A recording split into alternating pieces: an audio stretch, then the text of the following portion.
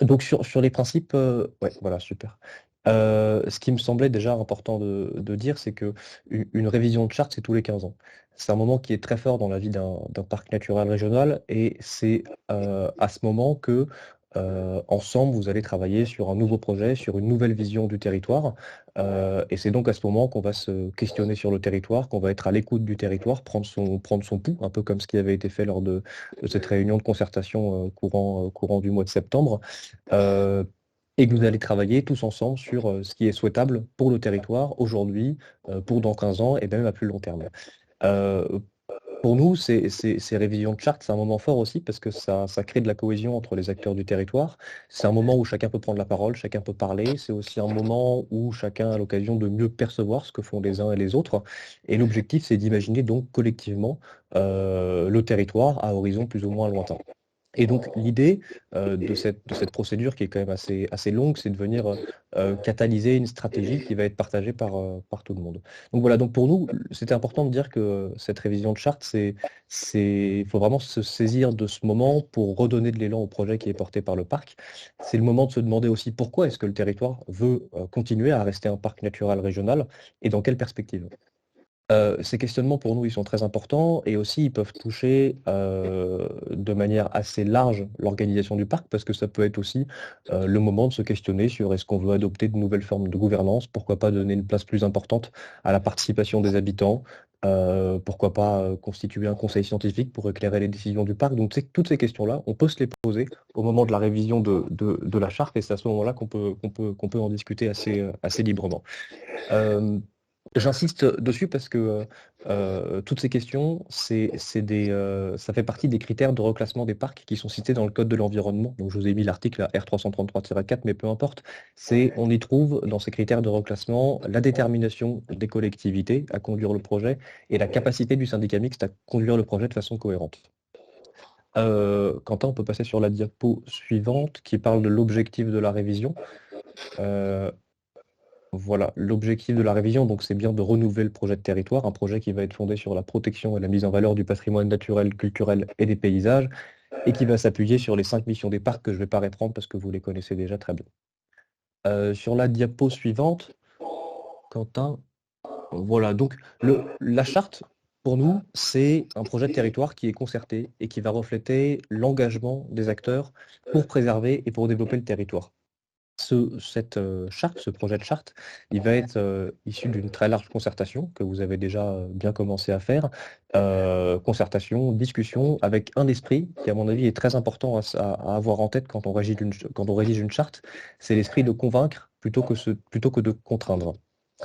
Et donc, finalement, pour nous, dans ce travail de révision de la charte, c'est vraiment vous, en tant qu'élu, qui avez la plume, c'est vous qui tenez le stylo, et c'est vous qui décidez de ce que vous allez mettre dans cette charte. Alors, bien sûr, le parc naturel régional, c'est un label qui est national, donc il y a des exigences en matière d'ambition, il y a des exigences en matière de contenu, il y a certains sujets qui doivent obligatoirement être traités, il y a des choses qu'on ne peut pas faire non plus, mais il faut bien se dire que cette charte, c'est avant tout le reflet d'une volonté qui est une volonté locale et une volonté politique locale.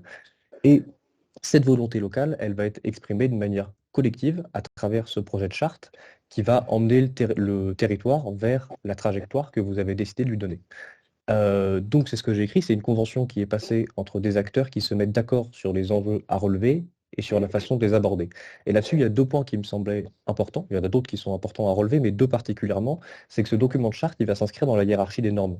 C'est-à-dire que la charte, c'est euh, un document qui va avoir un rapport de compatibilité entre des documents de planification infra et supra. À titre d'exemple, les PLU, PLUI et les SCOT doivent être compatibles avec la charte. Ce qui veut dire que la charte, quand elle va être approuvée, quand il va y avoir un décret du Premier ministre pour officialiser cette nouvelle charte 2025-2040, je crois, euh, les SCOT et les PLUI vont devoir se mettre en compatibilité avec les enjeux, avec les orientations de la charte et donc avec les objectifs que vous avez décidé de fixer au travers de la charte. Et ensuite, le deuxième élément que je voulais rappeler, c'est cette obligation de cohérence des actions qui est très importante et qui est inscrite aussi dans le Code de l'environnement. C'est une cohérence des actions des collectivités publiques. C'est-à-dire que les orientations et les mesures qui sont contenues dans la charte, elles s'imposent, Et les collectivités publiques, et notamment l'État, doivent agir en cohérence avec le contenu de la charte et ne pas aller à l'encontre des objectifs qui sont fixés. Et donc, euh, les actions des collectivités publiques et de l'État doivent aller dans le sens des orientations et des objectifs que vous avez décidé d'intégrer à ce projet de charte. Sur la diapo suivante, j'ai précisé ce qu'on peut faire et ce qu'on ne peut pas faire.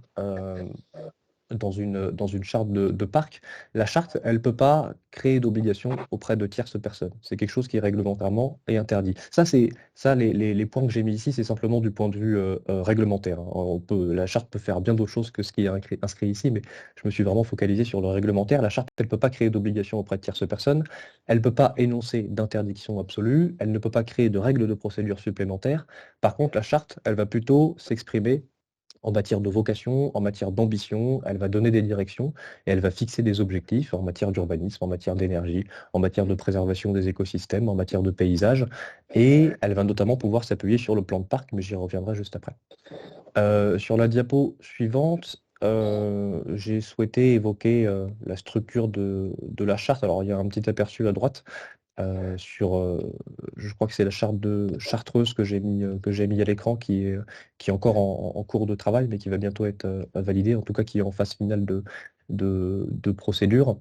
Donc la charte, elle se compose de trois éléments principaux, d'un rapport, d'un plan de parc et d'annexes. Les annexes, elles peuvent être assez libres. Il peut y avoir par exemple un cahier des paysages, il peut y avoir un cahier de la biodiversité, ce genre de choses.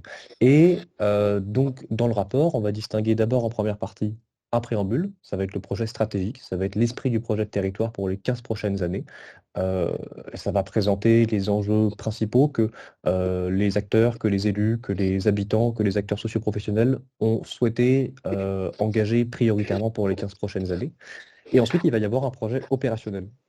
Le projet opérationnel, c'est du coup ce que vous voyez sur la droite, là, le plan qui est décliné en orientation et en mesure. Et là, ça va être toutes les actions et toutes les orientations qui vont être mises en œuvre pour les 15 prochaines années. Et ensuite, il y a une partie qui est importante qu'on appelle les engagements des signataires. Les engagements des signataires, c'est une partie fondamentale parce que ça va préciser la manière dont les acteurs du territoire, donc petites, grandes collectivités, mais aussi l'État, vont s'engager de manière collective pour permettre l'atteinte des objectifs que vous avez décidé de fixer dans la charte. Et ensuite, il y a le plan de parc. Le plan de parc, il a la même valeur juridique que la charte, mais c'est un exercice finalement de spatialisation des orientations et des mesures qui sont inscrites dans la charte. Donc il va y avoir une spatialisation qui va concerner les continuités écologiques, qui va concerner les zones de protection réglementaire s'il y en a, ça va concerner des espaces à sensibilité paysagère importants, ça va concerner des zones à préserver de l'urbanisation, ça va concerner pourquoi pas des zones de développement en matière d'énergie renouvelable. Tout ça, c'est possible de le faire apparaître sur le plan de parc. Et enfin, la dernière diapo, Quentin, c'est pour en venir au sujet du jour, au sujet de l'énergie. Dire qu'on a voilà, on a des sujets qui sont pas. Quentin, je crois qu'on est revenu sur la diapo d'avant. Euh, non, non, c'est pas grave. Donc, pour revenir au sujet de l'énergie, il y a des sujets qui ne sont pas expressément cités par le Code de l'environnement comme devant être inclus dans une charte de parc. Et c'est le cas de l'énergie. En revanche, au regard du contexte actuel et puis de l'évolution des missions des parcs depuis plusieurs années, Philippe en parlera, les parcs ont une légitimité à parler du sujet de l'énergie et à décliner une stratégie à l'échelle du territoire en matière d'énergie. Je rappelle que la charte, elle ne peut pas énoncer d'interdiction absolue. Ça veut dire que la charte, à aucun moment, elle peut dire l'éolien va être interdit sur le territoire. Ça, par exemple, c'est quelque chose qui n'est pas possible. Comme je le disais avant, on va plutôt parler en termes de vocation, d'orientation, avec des zones qui vont être plutôt favorables, des zones qui vont être à sensibilité majeure d'un point de vue paysager. C'est ce genre de choses qui va être inscrit dans la charte. Et donc, nous, ce que la fédération préconise sur le sujet de l'énergie, c'est trois choses. C'est d'abord s'appuyer sur des objectifs de sobriété de consommation, en premier lieu. C'est ce qui est très important et c'est aussi ce qu'a présenté Quentin quand il a présenté la stratégie nationale et régionale. Donc, bien s'appuyer là-dessus. Montrer que le parc est contributeur de la production d'énergie, avec une stratégie politique sur le mix énergétique et qui va permettre de viser, pourquoi pas, un certain objectif en matière de couverture énergétique du territoire. Et que, conformément aux objectifs de protection des paysages, de préservation de la biodiversité, la charte va plutôt dire le territoire peut accueillir tel ou tel type d'énergie sur ces zones-là ou sur d'autres zones. Donc c'est plutôt dans cet esprit-là que la charte peut évoquer des questions d'énergie. Donc voilà, donc je conclue juste là-dessus, c'est la charte, elle donne des enjeux, elle développe une stratégie, elle développe une vision politique, et tous les signataires du projet de charte, petites, grandes collectivités et États, ils vont s'engager ensemble dans l'atteinte de ces objectifs et en suivant les grands principes qui sont énoncés et que vous avez décidé d'énoncer dans la charte. Et bien sûr, la charte, elle ne va pas définir tout précisément parce que c'est un document qui est valable 15 ans, donc il faut avoir quand même un regard sur ce qui va passer en 2040, ce qui n'est pas évident. Mais la charte, elle va être écrite de manière suffisamment agile pour permettre d'ajuster au fil du temps les actions qui sont menées par le parc. Voilà. Quentin, j'ai fini. Si vous avez des questions ou si Philippe veut réagir. Est-ce que quelqu'un a des questions sur cette partie ou Philippe, tu dois enlever les choses? Moi, j'ai juste une remarque. Il a été dit, le PLUI et le SCOT doivent être compatibles avec la charte. Est-ce que c'est pas plutôt l'inverse? Est-ce que vous avez entendu en visio ce que je... Non? Oui. Moi, j'ai entendu le début, j'ai pas entendu la question. J'ai entendu que le SCOT PLU PLUI devait être compatible avec la charte, ce qui est effectivement le cas. La question c'était est-ce que c'est pas l'inverse?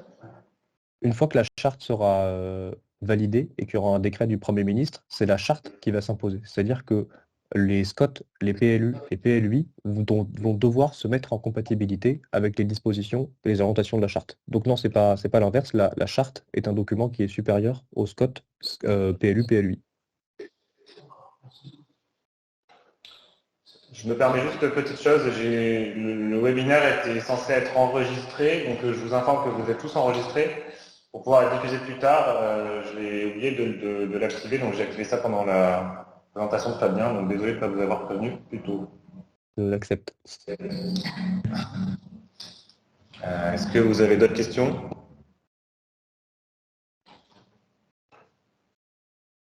Non, personne n'a d'autres questions. Est-ce que le fait que le PLU soit normalement en conformité avec la charte peut imposer une révision d'un PLU? Effectivement, le PLU, alors il n'y aura pas une révision complète du document, mais en tout cas, il devra être ajusté et on devra vérifier qu'il est bien compatible avec les dispositions de la charte. Et là-dessus, la loi, je crois que le Code de l'environnement, Quentin, tu dis si je me trompe, mais il fixe un délai de 3 ans pour lequel Scott et PLU, PLUI doivent se mettre en compatibilité avec cette nouvelle charte. Ça, c'est 3 ans. Ouais. D'où l'intérêt de faire un PLU en lien avec le parc. C'est d'accord. Tout à fait. Et si le PLU, éventuellement, pas le PLU, mais la charte évolue, le PLU, donc, par ricochet, doit évoluer dans les 3 ans. Exactement. Ouais, exactement. Madame Velti, vous avez une question? Oui, moi j'ai un petit peu de mal à comprendre dans la mesure où... On vous entend plus, ça a bugué. Vous m'entendez? Moi, je m'entends. Ouais. Oui. J'ai un petit peu de mal à comprendre dans la mesure où au début, il est clairement dit qu'il n'y a pas d'obligation et pas d'énoncé d'interdiction. Donc je ne vois pas sur quel point la charte ne pourrait pas être en cohérence avec le PLU. Un exemple concret. Ça m'interpelle. Je suis d'accord avec vous, ça m'interpelle aussi. Alors, est-ce qu'on peut reposer la question? Je n'ai pas bien entendu. Je disais que dans la mesure où vous indiquez qu'il n'y a pas d'obligation et qu'il n'y a pas d'interdiction énoncée, comment la charte peut se trouver à un moment en opposition avec le PLUI ou le SCOT? Je vais avoir un exemple parce que je me permets d'insister, je suis la seule en Marnaise et donc je ne veux pas avoir une trop grosse influence plus sur mon SCOT naissant. Voilà.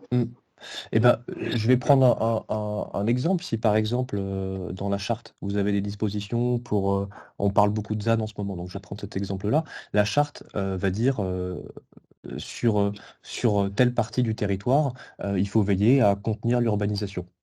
C'est pas une obligation, c'est pas quelque chose qui est imposé, c'est un endroit sur lequel le territoire a une pression foncière qui va être plus ou moins importante et sur lesquelles les dispositions de la charte vont aller dans le sens de la préservation des terres agricoles, de la préservation de la biodiversité par exemple. Et donc le PLU ne doit pas aller à l'encontre de ce principe-là. Et donc il ne doit pas permettre une ouverture à l'urbanisation qui est très importante. Il doit se faire en cohérence avec les orientations. Je ne sais pas si c'était clair comme exemple ou si vous voulez qu'on essaye d'en prendre un. La charte, c'est effectivement des grands principes et des grandes orientations. Il n'y aura pas des choses très, comment dire, il n'y aura pas quelque chose d'écrit. Je vais reprendre cet exemple parce que c'est à chaque fois ce qu'on.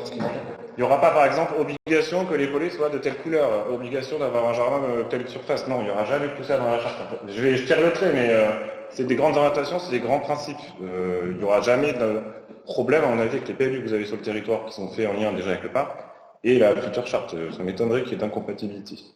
Mais Quentin, je ne sais pas si tu veux reprendre la diaporama où on voyait un exemple de plan, là, je crois que c'était la Chartreuse. Mais ça permet de voir un peu le niveau de formulation et voir quels sont les principes qui sont énoncés par la charte. On peut les lire ensemble, je ne les ai pas relus avant de faire, donc c'est peut-être un risque que je prends. Mais donc vous voyez, les mesures, le titre des mesures, souvent c'est assez évocateur de ce qu'il y a à l'intérieur. Mais donc c'est des orientations, quoi. C'est vraiment des vocations, préserver et valoriser les milieux remarquables, préserver et valoriser les espèces remarquables. Donc là, bon, c'est sur des thématiques biodiversité, c'est peut-être pas forcément ce qu'il y a de plus. Non, mais oui, c'est clairement réalisable. C'est des grandes. Oui, bien sûr. Le SCOT par le PLU. Mais le SCOT des territoires de l'Aube et même le SCOT de, ce que j'ai pas de bêtises, du nord-est au Marne, je sais plus. J'ai plus l'intitulé du SCOT, Madame Belty, de la Haute-Marne. Mais concrètement, ils seront forcément compatibles avec la charte, hein, parce que les objectifs vont dans le sens des objectifs de la charte. Il n'y aura jamais d'incohérence, quoi. Je vous rassure là-dessus. Les SCOT et les PLU doivent être en conformité avec le SRADET. Donc, je pense qu'il faut qu'on fasse attention aussi, quand on va réviser la charte, d'essayer d'être compatible avec tout ça, parce que si on oblige en plus les Comcom à refaire leur PLUI ou les communes à refaire leur PLU, ça risque d'être compliqué parce qu'en fait, il y aura toujours quelque chose qui va nous obliger à refaire tous les PLU, à sans arrêt se remettre en conformité partout sur le territoire. Parce que un coup, on se remet en conformité avec le SCOT, un coup, on se remet en conformité avec le SRADET, un coup, on se remet en conformité avec la charte. Donc, ça devient compliqué après. Alors après, la bonne nouvelle, je ne l'ai pas évoquée, mais la charte doit être compatible avec le SRADET. Généralement, ça pose pas trop de problèmes parce que les objectifs régionaux et les objectifs des parcs, ils sont quand même assez semblables. Et l'objectif des parcs est souvent plus ambitieux que celui du SRADET. J'ai vu qu'il y avait Christine Saufrignon qui était là de la région aussi, donc peut-être elle pourra l'évoquer, mais dans la hiérarchie des normes, on a bien le SRADET, la charte de parc et ensuite les SCOT, PLU, PLUI. Donc tout ça, ça s'emboîte. Et a fortiori, si les documents de planification type PLU, PLUI sont compatibles avec la charte de parc, ils vont automatiquement être compatibles avec le SRADET. Oui, non, mais l'inverse, il faut qu'on fasse attention parce qu'une commune pourrait être, si on est plus restrictif que ce qu'elle l'est sur son territoire, pourrait être un petit peu mécontente de ça et se dire je ne vais pas rentrer et revalider la charte et je ne vais pas rentrer dans le nouveau, dans la nouvelle période de 15 ans. Donc, ça, je pense qu'il va falloir qu'on soit très vigilant du respect de chaque territoire. Ouais, je comprends bien.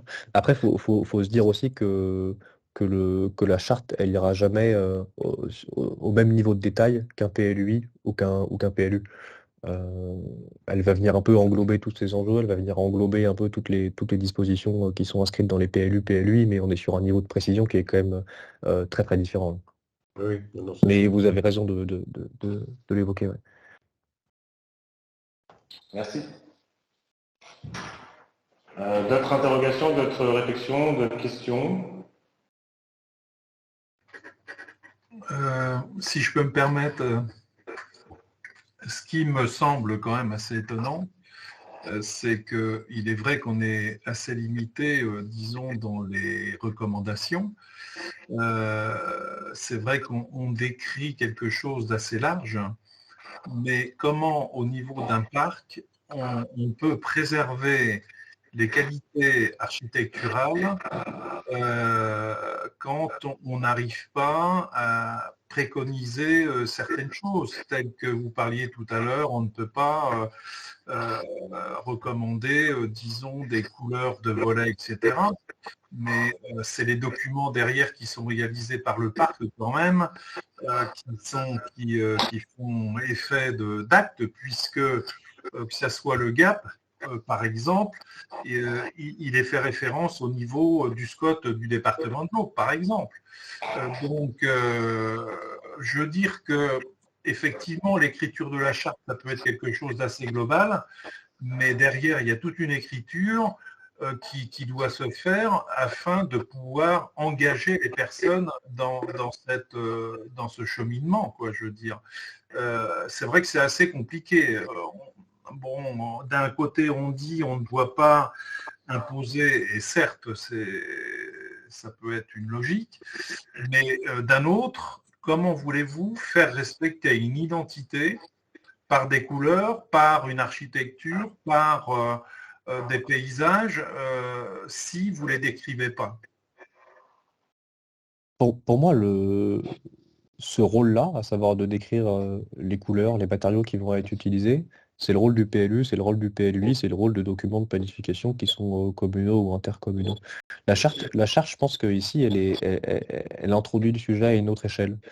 Sur la question de l'architecture, sur la question des matériaux, il y a Philippe qui est là, qui travaille sur ces questions-là, donc qui pourra certainement rebondir sur ce que je dis. Mais la charte, elle va plutôt travailler sur comment est-ce qu'on construit une filière de matériaux, comment est-ce qu'on travaille sur les savoir-faire, sur la mise en œuvre, sur les filières de matériaux biosourcés, sur les matériaux locaux. C'est plutôt sur cet angle-là qu'elle va essayer de favoriser l'utilisation de matériaux, favoriser le respect des savoir-faire à l'échelle du territoire. Mais du coup, le côté réglementaire, c'est vraiment sur PLU, PLUI, et le parc, il va avoir une dimension plutôt stratégique sur ce volet-là. Philippe, si tu veux compléter, tu seras plus à l'aise. Oui, je ne sais pas. Mais... Alors, oui, juste en complément de ce que tu viens de dire, Fabien, et de votre question sur notamment les caractéristiques architecturales, etc. Il y a quand même un moyen de le traiter, notamment dans la démarche de construction d'une charte, c'est qu'il y a un diagnostic du territoire. Il y a dans la mission des parcs, ce qui est fondateur sur la qualité d'un territoire parc, c'est les patrimoines avec un S, donc patrimoine paysager, culturel, bâti, notamment patrimoine architectural. Donc il y a des documents, il y a quand même une présentation qui peut être faite de ce qui est emblématique pour le parc. Et puis surtout, vous avez, avec la charte, beaucoup de documents associés. Vous parliez des préconisations sur certaines couleurs, certains matériaux ou formes, etc.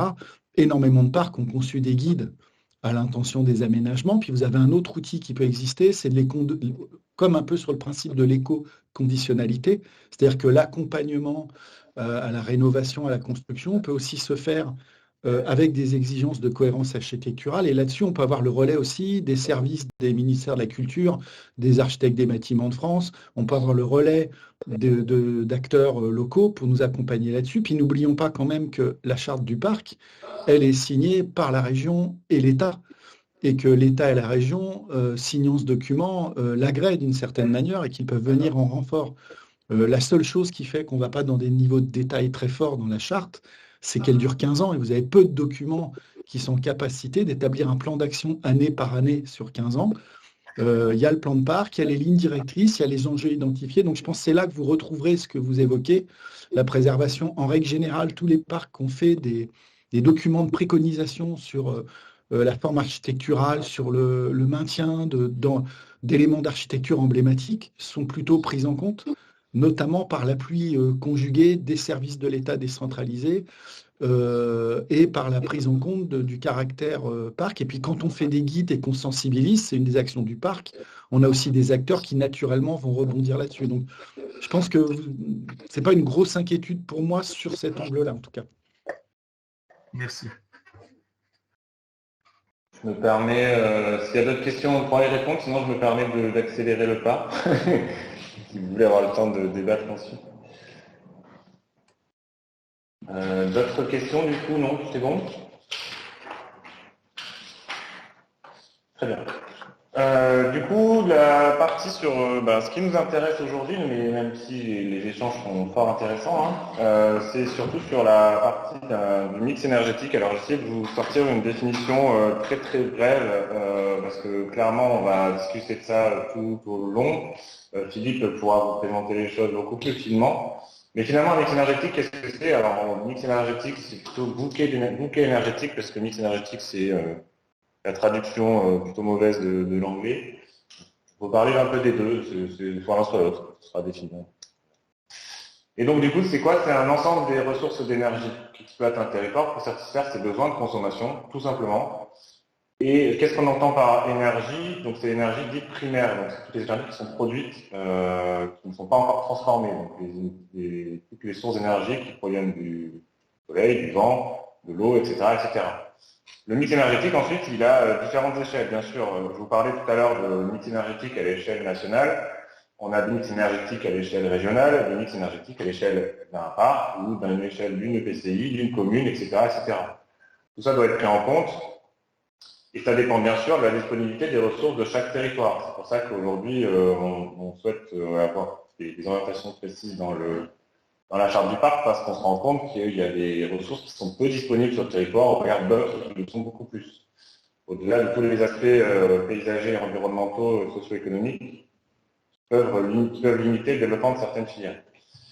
Donc dans un mix énergétique, l'objectif c'est bien d'amplifier la part des énergies renouvelables, parce que quand on parle d'énergie primaire, il y a bien sûr aussi l'énergie liée aux combustibles fossiles, le gaz, le pétrole, etc. Donc l'objectif, c'est bien de diminuer cette part de consommation d'énergie qui n'est pas renouvelable par des énergies renouvelables. Et donc comment ça fonctionne? L'idée, c'est bien sûr d'amplifier le développement des énergies renouvelables et de récupération. Donc il faut bien préciser que les deux R, c'est renouvelable et de récupération, parce qu'il y a énormément de potentiel dans l'énergie de récupération. Et d'amplifier ensuite les retombées économiques locales pour pouvoir faire la chose qui suit, c'est diminuer la consommation finale en rénovant les bâtiments et en proposant de nouvelles méthodes de déplacement, de mobilité douce, etc., etc. Voilà les grands principes d'un mix énergétique. Je laisse la parole ensuite directement à Philippe. Ah non, pardon. Juste à titre d'info, c'est pas forcément le mix énergétique, mais c'est en tout cas, à l'heure actuelle, sur l'échelle des 87 communes du territoire, du projet de territoire, voilà, pour vous présenter qu'en fin de compte, les consommations d'énergie fossile, elles représentent plus de 50% de la consommation de base, et qu'on a uniquement 25% à peu près de consommation d'énergie renouvelable, où on compte dedans le bois énergie. Et dans tous ces 24%, vous voyez le petit graphique qui a juste un côté, le bois énergie est largement majoritaire, voire écrasante majorité. Et pour le reste, c'est lié à la production de gaz renouvelable et par le photovoltaïque. Donc pour l'instant, pas d'éolien sur le périmètre d'études, mais il pourrait représenter une grande part, si tant est que l'éolien se développer sur le périmètre d'études. Voilà à peu près où on en est à l'heure actuelle. C'est juste pour vous donner les infos, pour que vous ayez ça en toute connaissance. Ensuite, je laisse la main à... Je ne sais pas s'il y a des questions rapport à ça, sinon je laisse la main à Philippe tout de suite derrière. Ok, Philippe, je te laisse la main.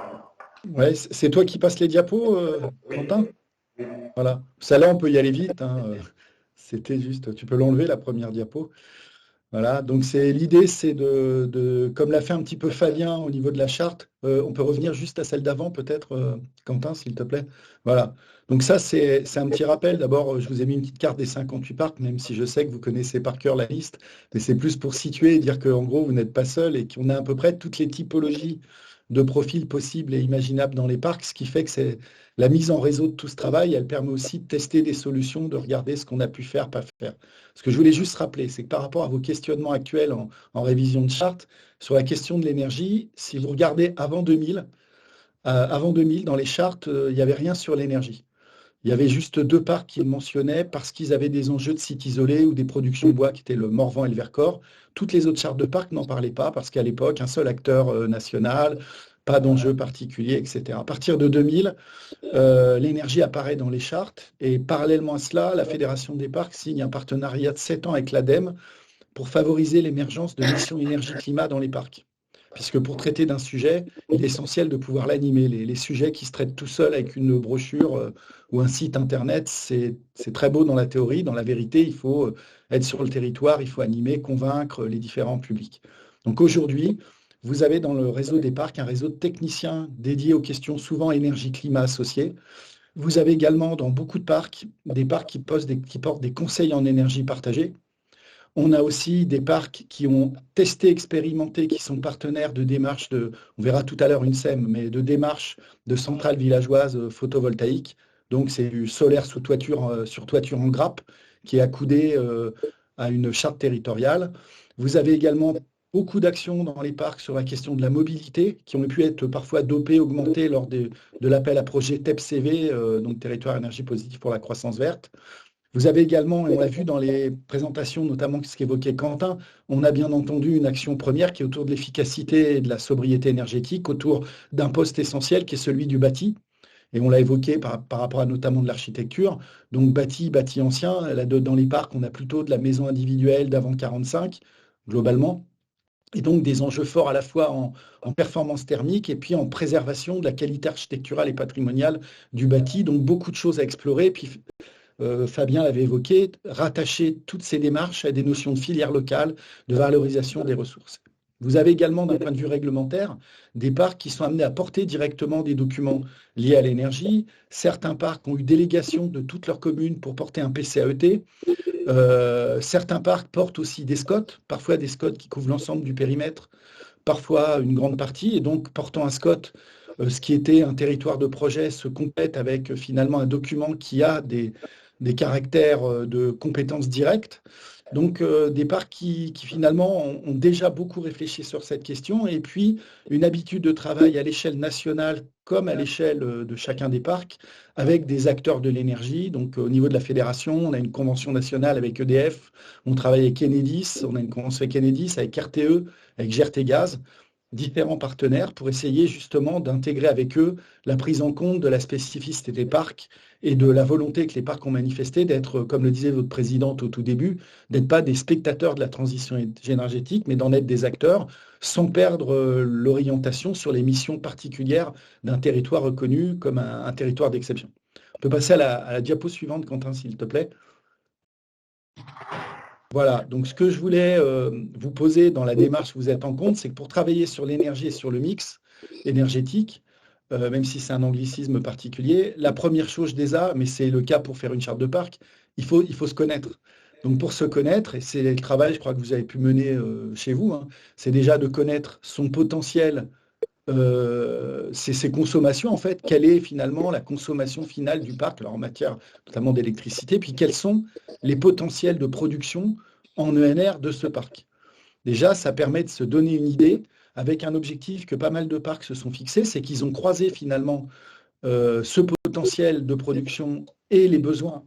La lumière automatique s'éteint et les besoins de consommation. Ils ont dit, bah voilà, on va essayer non pas d'être en autarcie et de produire juste ce qu'on consomme, mais en tout cas de tendre à 100% d'équivalent production énergétique renouvelable et consommation du territoire, en jouant sur deux leviers, le levier de baisse des consommations par l'efficacité énergétique et la sobriété, et puis le levier de mise en œuvre de filières locales de NR qui soient le plus en compatibilité avec des enjeux paysagers, économiques, qualité de vie, etc., biodiversité qu'on pourra évoquer. Donc ça, c'était le premier point. À partir de là, quand on a fait cela et qu'on a donc croisé finalement ces potentialités, ces besoins par rapport aux enjeux d'un parc, on peut construire un mix énergétique et lui associer un argumentaire précis. C'est-à-dire que si on dit à tel endroit, on voit sur notre parc, on voit que finalement, là je prends un exemple théorique, on voit que la filière bois énergie a un énorme potentiel avec notamment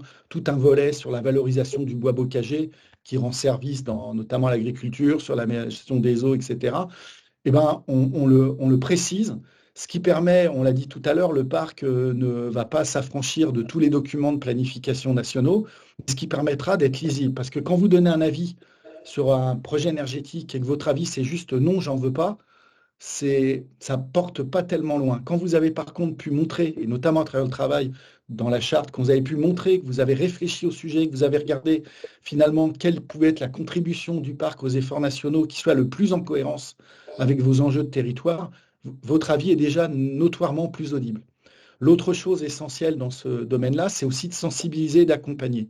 Donc sensibiliser à la fois les développeurs, puisque vous allez être dans plein de domaines énergétiques contactés par des développeurs, accompagner l'émergence de filières. Si on parle du volet sobriété, ça va notamment être d'accompagner des filières de matériaux biosourcés, faire monter en compétence les artisans du territoire, mieux identifier, quelqu'un tout à l'heure, un de vos élus parlait des caractéristiques architecturales emblématiques, mieux accompagner les artisans dans la mise en œuvre des savoir-faire locaux, etc. Et comme je le rappelle, avant de se poser la question des ENR, il faut toujours avoir en tête, c'est le cas dans tous les avis de la Fédération des parcs sur les énergies renouvelables, la première démarche essentielle, c'est d'être sobre et efficace. Ensuite, je reviens très vite sur ce que Fabien vous a dit. Il y a bien sûr la charte de parc qui peut permettre d'aborder ce sujet. Et alors aujourd'hui, 100% des chartes, je parle sous le contrôle de Fabien, mais qui passent en révision de charte ou en création, si c'est un nouveau parc, porte un volet énergie qui peut être couplé souvent avec celui lié à l'adaptation des territoires, qui peut aussi comporter dans son volet des dimensions carbone et décarbonation des territoires. Mais en tout cas, il n'y a plus une charte de parc qui fait l'impasse sur ce sujet-là. Ensuite, l'autre chose, c'est ce que je vous rappelais, il ne s'agit pas de se dire juste on va être autonome en énergie, on produit juste pour nous. Il s'agit de montrer aussi qu'on reste des territoires qui bénéficient certes de certains services, des agglomérations voisines ou autres, mais qui sont aussi capables d'apporter une contribution à travers les potentiels de production dont ils disposent, avec la limite de prendre en compte les enjeux. Et dans le petit, vous aurez ce document, hein, dans les petites cases qu'il y a en dessous, on évoque les différents enjeux qu'on va regarder, notamment pour les ENR, les questions d'équilibre, les questions de développement local, les questions de sensibilisation, les questions de diversification. On peut passer à la diapo suivante, si tu veux, Quentin. Voilà. Donc, je vous parlais de mix énergétique. On a fait une petite enquête l'année dernière sur la moitié des parcs. C'était pendant l'été, donc ce n'est pas le meilleur moyen pour faire des enquêtes. Et donc, dans l'enquête qu'on a conduite, on avait 30% des parcs qui ont répondu, qui avaient déjà un mix énergétique défini, qui l'avaient, comme je vous l'ai dit, développé ce mix en fonction des potentialités et contraintes du territoire, sans, évidemment, en prenant en compte aussi les documents d'orientation existant à une échelle plus large. On avait 11 parcs qui étaient en train de construire leur mix énergétique, donc qui étaient soit dans la phase de précision des potentiels de production, soit en train d'évaluer les capacités à mettre en œuvre des filières locales. Et puis on avait un parc, alors là on n'a pas mis le nombre, un parc qui disait finalement, comme il y a une EPCI sur mon territoire, ou des EPCI qui ont pris la compétence, qui sont un PCAET, qui sont autoritaires de l'énergie, on a choisi d'être juste en accompagnement.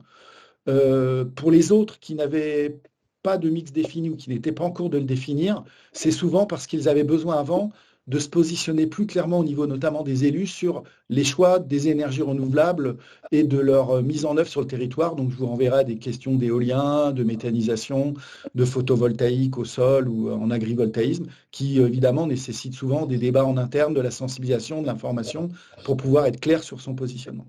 Donc là, voilà, une indication qui vous montre quand même que la tendance globale est vraiment en capacité de définir ce mix. Puis là, il y a la charte, mais la charte, elle dure 15 ans. Si elle dure 15 ans, ça veut dire que dans les 15 ans qui se passent, il y a des évolutions techniques. Il peut y avoir, comme pour l'éolien actuellement, du repowering avec des mâts beaucoup plus hauts. Il peut y avoir différentes choses qui se passent. Donc, si on passe à la suivante, Quentin, les parcs aussi complètent la charte au cours de la vie du parc avec des documents annexés complémentaires. Donc là, on vous a mis quelques exemples qui sont des documents qui sont venus finalement en complément de la charte, parce que quand elle avait été adoptée, à l'époque, il n'y avait peut-être pas ou ces éléments ou cette tension sur le sujet, et donc il y a des documents qui sont annexés. Donc voilà, vous regarderez ça un peu plus tranquillement, mais pour vous montrer que, vous voyez, il y a aussi des éléments de complément qui vont au-delà de la charte. Alors après, ce que je vous proposais de voir, c'est finalement qu'est-ce qui est le plus représenté dans les parcs au niveau des ENR. Assez logiquement, c'est tout ce qui est biomasse et solaire qui est dominant dans le panel d'énergie qu'on trouve sur les parcs. Donc vous avez les chiffrages qui sont présents. Sur ce qui est biomasse, on a une très forte domination du bois énergie. Donc Bois Énergie bocagé dans certains parcs, si je pense au Marais Cotentin-Bessin, et puis Bois Énergie plus classique sur des territoires plus forestiers avec des structurations de filières, une montée progressive de la méthanisation, avec, comme toute énergie qui a des impacts, ça ne veut pas dire que c'est le monde merveilleux de Walt Disney, il y a des difficultés parfois, il y a des projets révisés, mais en tout cas, ça vous donne une tendance un petit peu. Le photovoltaïque qui est présent majoritairement dans les parcs est majoritairement sur toiture. Ensuite, ce que je voulais que vous puissiez voir dans ce chiffrage aussi, c'est le petit tableau sur le nombre de familles d'ENR. Vous n'avez aucun parc qui n'a qu'un seul type de NR. C'est-à-dire qu'en gros, faire l'impasse sur toutes les énergies au profit d'une seule, ça n'a pas été ni le choix des parcs, ni cohérent. On est plutôt entre 2, 3 à 4 familles, la majorité étant autour de 3 types de NR développés sur les parcs. Et souvent parce qu'il y a eu cette réflexion en amont et que dans certaines zones, telle énergie semblait plus pertinente, dans une autre partie du parc, une autre était bien, ou parfois du mixte aussi. Mais vous voyez, la majorité des parcs ont plutôt 3 familles de production de NR sur leur territoire. Vous voyez, il n'y a aucun parc qui a dit, voilà, chez moi, c'est que ça et rien d'autre. D'une part, ça ne marche pas, et d'autre part, ce n'est pas très cohérent de s'appuyer sur un seul type d'énergie. Peut-être la diapo suivante, Quentin, si tu veux. Alors, je vous ai pris quelques petits exemples aussi pour regarder dans l'enquête. Sur l'éolien, il y avait 13 parcs sur les 29 qui ont répondu, qui avaient de l'éolien présent chez eux, avec 4 projets citoyens, et puis des parcs qui étaient un peu plus, avec une présence éolienne forte. Je pense au Languedoc, donc il y a 28 parcs éoliens, il y a plus de 300 éoliennes. Il faut savoir que le Languedoc, s'il n'avait pas eu un document de réflexion sur l'éolien, un document d'orientation, aujourd'hui, il y aurait peut-être 900 éoliennes sur le parc. C'est parce qu'il a mis en œuvre un outil de suivi des zones acceptables pour l'éolien, qu'il a travaillé avec les développeurs, avec les habitants, qu'aujourd'hui, ils ont 300 éoliennes au lieu de 900. Même chose pour le solaire, il y a 100% des parcs qui ont du solaire, ça renvoie à la question, à la part importante du solaire dans l'énergie présente. Comme je vous le disais, la majorité des installations sont en toiture. C'est d'ailleurs le positionnement national des parcs au sein de la fédération et du bureau qui est composé d'élus comme vous, c'est de dire, pour nous, le solaire sur toiture est le plus intéressant, et le solaire au sol, c'est vraiment un dernier recours. Vous avez aussi, dans 21 parcs, sur les 30 qui ont répondu, les 29 qui ont répondu, des projets citoyens. Ça peut être des centrales villageoises, ça peut être d'autres structures. En tout cas, des projets qui sont portés par les habitants et qui finalement fixent de l'économie et ne sont pas uniquement l'occasion d'être juste sur un loyer versé ou autre chose. C'est d'autant plus vrai que maintenant, avec l'autoconsommation collective, ça ouvre des portes aussi intéressantes dans le contexte énergétique actuel et du coût de l'énergie. Vous avez également, dans certains parcs qui n'avaient pas forcément cette opportunité, quelques parcs solaires au sol, qui ont été bien définis par les parcs qui les accueillent, le Verdon, la Sainte-Baume, et qui ont posé des conditions bien spécifiques avec un principe de base qui pour nous reste aussi celui-ci, c'est que l'agriculteur doit rester un agriculteur, ne doit pas devenir un énergéticien, et donc l'énergie doit être à minima un complément, une diversification, comme pourrait être l'idée d'accueillir des accueils à la ferme ou du tourisme à la ferme, mais ne peut pas devenir l'activité principale d'une exploitation agricole. Sur l'hydraulique, alors sur l'hydraulique, on a 16 parcs qui étaient concernés sur les 29. Il y a beaucoup finalement de situations qui sont un héritage d'installations anciennes, avec parfois même des installations où les biefs sont ensablés, où il y a même parfois des réflexions sur une remise en route de ces centrales de production hydraulique, et puis beaucoup de parcs qui accueillent aussi des grands barrages, et donc qui, là, sont en tout cas à saturation. On n'a pas un potentiel énorme d'accroissement de cette énergie hydraulique, avec en plus des questions de continuité écologique qui font, si je prends le parc des Grands Caux, s'ils ont évalué tout leur patrimoine hydraulique, ils ont regardé quels étaient les ruptures, les impacts sur la biodiversité, ils ont regardé la pertinence de production, et ils ont réduit à un certain nombre, et pas à l'ensemble, le nombre d'installations hydrauliques qui devraient être réhabilitées, remises en fonction. Toujours cette prise en compte des enjeux de parc. On peut peut-être passer à la suivante, Quentin, si tu veux. À la diapo suivante. Ça n'a pas tourné, ça a tourné là, non? Ah ben moi je ne la vois pas, mais je vais regarder sur le. Je ne sais pas si vous voyez. Ah voilà. Alors moi ce que je voulais rappeler, c'est très rapide, hein, on aura plus l'occasion d'échanger, mais ce que je voulais rappeler, c'était que d'une part, Tout à l'heure, on parlait du poids de la charte, est-ce qu'elle s'oppose, est-ce qu'elle peut interdire, etc. Il y a une chose qui est certaine par l'expérience, c'est qu'une charte qui dit rien sur un sujet, elle ne donnera pas de résonance au point de vue du parc. Donc il est important d'aborder ce sujet dans la charte, et puis la charte, ça permet aussi de réfléchir à une échelle collective.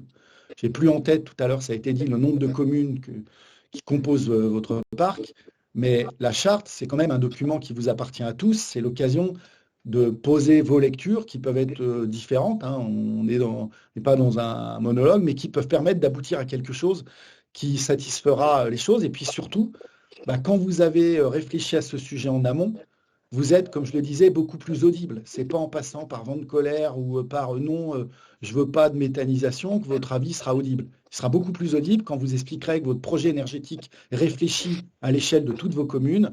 Il a plutôt misé sur tel ou tel élément parce que ça a une résonance qualitative dans le cadre de vie, parce que ça génère de l'emploi, parce que ça favorise l'entretien d'espaces naturels ou de la biodiversité ou le maintien de la forêt. Là, votre avis sera beaucoup plus entendu, notamment au niveau des instructions, y compris par les développeurs. Et ça renvoie à une chose, c'est qu'il est important d'une part d'avoir une charte qui est claire, de la compléter le cas échéant par un mix énergétique plus fin, et puis de disposer aussi d'études de potentiel, donc je crois que ça c'est en cours, de guides. Et nous, à la fédération, mais beaucoup de parcs, on incite les développeurs à venir le plus en amont vers vous pour vous questionner sur leur projet et que vous puissiez leur dire, non, voilà, votre projet à tel endroit, il n'est pas pertinent, par contre peut-être là, ou de leur expliquer pourquoi vous avez estimé que par rapport aux enjeux spécifiques du parc, il n'est pas pertinent de se poser ici. Une fois qu'un projet est complètement construit, c'est très dur de le faire bouger. Je vous appelle aussi à une vigilance particulière suite à la loi sur les zones d'accélération des ENR. Il y a des objectifs nationaux, les parcs y contribuent volontiers, mais il ne s'agit pas c'est pas un enjeu chasse l'autre. Il faut toujours rappeler qu'un parc, c'est 17% du territoire, les parcs. C'est des territoires reconnus comme espaces naturels. Ce sont des territoires qui sont reconnus par l'État et les régions. Il est important de ne pas les banaliser en les traitant comme juste un territoire à potentiel, d'où l'intérêt, et j'en reviens toujours à ça parce que c'est le travail que vous êtes en train de faire, d'être clair sur ce qu'on souhaite dans son territoire. Là, vous aurez tout ça, mais on a évoqué un petit peu les enjeux importants. Il y a notamment toute la dimension participative. Alors, ce n'est pas uniquement les citoyens. Je vais vous prendre un dernier exemple. Vous avez quelques parcs qui, par exemple, dans les centrales villageoises, vous avez des parcs qui ont pris des parts dans les centrales villageoises. Vous savez que les centrales villageoises, c'est des SAS ou des SIC, les sociétés par action simplifiée, les collectivités peuvent y adhérer. Il y a des parcs qui ont dit, voilà, nous, on souhaite, alors on met 1 000 €, mais pas forcément beaucoup, mais on souhaite accompagner la démarche et être partenaire. Et c'est des gestes forts aussi qui peuvent exister. Vous avez également des communes qui ont pris en main leur destinée. Je vais vous en citer une pour mettre du très concret. Vous allez pour les élus qui étaient peut-être au congrès à Saint-Nazaire, on avait fait témoigner la commune de la Grande-Fosse dans le Ballon des Vosges, commune qui a 6 éoliennes sur son périmètre. C'est la seule fois de ma vie où j'ai vu des habitants se plaindre de ne pas voir l'éolienne. Vous voyez, c'était réalisé sans trucage, etc. Pourquoi? Parce que les éoliennes qui ont été implantées, d'abord, il y en a 6, elles sont maîtrisées, le terrain a été choisi, c'est un terrain communal. Les éoliennes rapportent à peu près 30% du budget à la commune de la Grande-Fosse et aux communes associées. Ils ont choisi le développeur qui travaille pour eux. Et ils ont, du coup, même l'église du village, c'est recouvert de panneaux solaires qui ont permis de refaire la façade en Tavaillon qui avait disparu au 19e siècle. Et ils ont finalement maîtrisé leur mix énergétique. Alors là, ça a été éolien, ils auraient pu faire le choix d'autre chose. Mais vous voyez, l'idée pour moi de vous inciter à avoir ce mix et à travailler sur votre positionnement, c'est que finalement, vous rendez un peu maître, quand je dis, de votre destin énergétique. Sinon, quand vous n'aurez pas d'avis précis, voilà, alors là, vous serez ouvert à tout. Donc, si j'avais qu'un seul message à passer, c'est vous avez apparemment les outils qui se mettent en place avec une étude des potentialités, vous avez la révision de charte qui tombe, vous avez de la compétence en interne. C'est aux élus, c'est vous. Alors on peut mettre la dernière, peut-être, Quentin, je crois qu'il y en a encore une. Voilà, je vous la mets parce que pour réussir à construire son mix énergétique ou pour travailler sur les ENR, il faut sensibiliser, informer les gens. 80% des parcs, on organise des réunions de sensibilisation et le public cible, vous regarderez, majoritairement, c'est les élus, à 41%. Ça ne veut pas dire qu'on ne cible pas les autres. Ça ne veut pas dire que dans les réunions, il peut y avoir des élus et aussi des habitants, des partenaires, etc., des professionnels. Mais vous voyez que vous êtes au centre du dispositif et il est vraiment essentiel qu'il y ait ce travail. Et si j'avais qu'un message à vous passer, dans les chartes précédentes, on ne savait pas à l'époque tout ce qu'il y avait. Il y a des chartes qui ne parlaient pas d'énergie. Aujourd'hui, plus personne ne peut ignorer. Je vous rappelle qu'on est dans un contexte aussi d'inflation du prix de l'énergie, un enjeu majeur. C'est aujourd'hui et dans votre projet de charte qu'il faut pencher sur le sujet. Et même si on n'a pas toujours une opposabilité complète des positionnements du parc, la pire des choses, c'est d'avoir un positionnement qui n'est pas clair et qu'on dise ils n'ont pas de stratégie finalement. Donc voilà, soyez stratégiques, si je peux me permettre. C'est ce qui me semble le plus important. Et là, vous avez tous les outils en votre possession. Je suis désolé, il y a un interview, ça s'éteint toutes les 2 minutes. Voilà pour ce que je peux vous dire en attendant vos réactions, vos propositions. Merci Philippe. On a par ordre, je ne sais pas qui est-ce qui a levé la main en premier, M. Comment ou M. Jacquard. M. Jacquard, pardon. Allez. Oui, je souhaitais rebondir sur les propos qui viennent d'être faits, et notamment vis-à-vis des développeurs. Le gros souci qu'on a pu rencontrer sur notre périmètre de parc, c'est justement la non-communication avec les opérateurs, parce que je pense que si les opérateurs avaient fait la démarche de venir au parc pour justement faire des propositions, voir éventuellement quelles étaient les possibilités sur le périmètre, etc., je pense que ça aurait rendu service à tout le monde parce que les démarches qui ont été entreprises ont été faites directement sur les propriétaires, voire les communes, et c'est ce qui met, je dirais, en porte-à-faux aujourd'hui un petit peu les discussions de dire est-ce que je serais pour aller dans le parc, m'inscrire dans la démarche du parc à venir ou pas.